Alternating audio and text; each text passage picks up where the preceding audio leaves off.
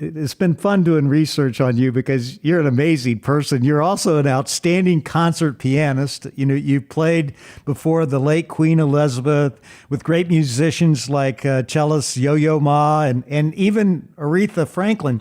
You know, how do you prepare for the big stage, those big moments like that? And can you tell us a fun behind the scenes story from one of those performances? Of course. Well, the first thing that I will say about preparing for a piano performance is that you really, as a piano teacher of mine once said, you have to know the piece 190% so that when you lose 90% from nerves and anxiety, there's 100% left.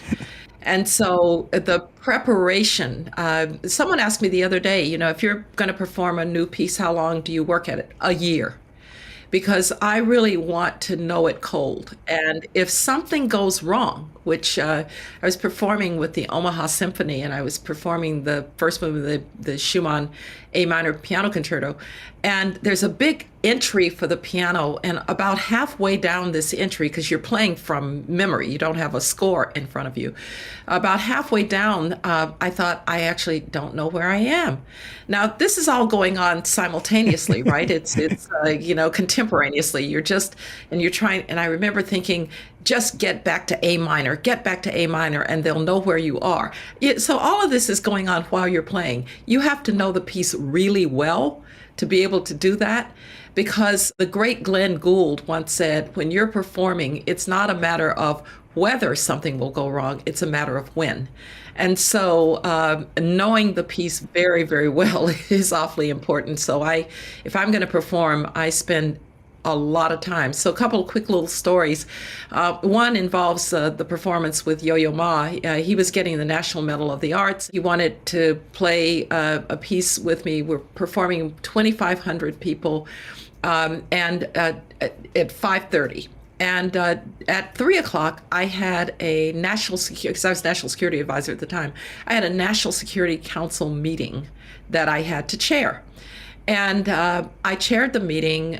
We were over about 4:45, and Steve Hadley, who was my deputy national security advisor, looked at me and said, "Do you realize that you're playing before the President of the United States in about 45 minutes here?" And I said, "Yes, Steve, but first I had to finish this National Security Council meeting." So talk about right brain, left brain.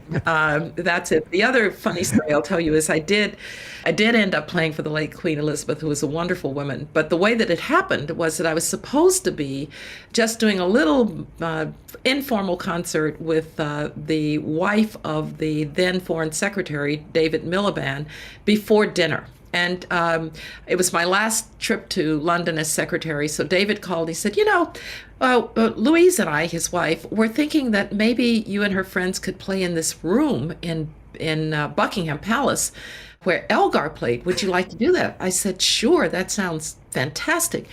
Calls a couple days before I'm supposed to leave, and he says, "Her Majesty would like to attend." And I thought, okay, this has taken on a whole different, but she did come. David, she brought her corgi with her, and she and the corgi sat through the whole thing.